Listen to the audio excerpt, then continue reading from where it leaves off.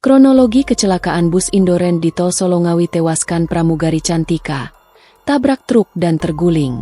Kecelakaan maut terjadi Jalan Tol Solo, Ngawi KM 566A Kamis, 12 Februari 2026. Kecelakaan terjadi sekitar pukul 4.30 WIB, tepatnya di wilayah Desa Bangun Rejo Kidul, Kecamatan Kedunggalar, Kabupaten Ngawi.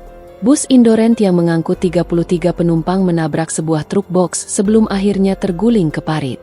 Akibat kecelakaan tersebut, satu orang pramugari dari bus Indoren dilaporkan tewas.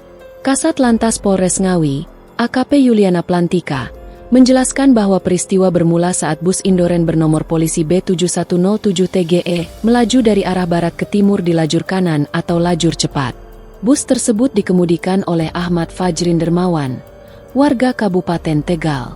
Di depannya melaju sebuah truk box Isuzu Elf bernomor polisi B9503PXV yang dikemudikan Pujianto, warga Kabupaten Batang.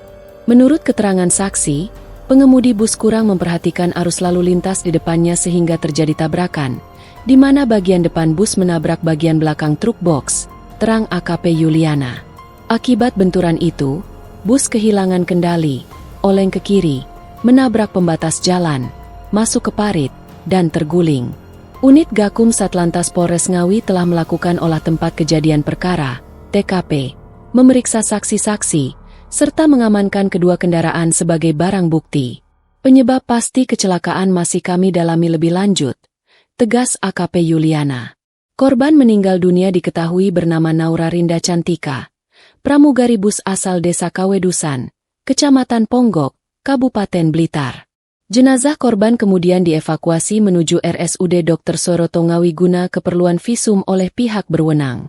Download Tribun X sekarang, menghadirkan lokal menjadi Indonesia.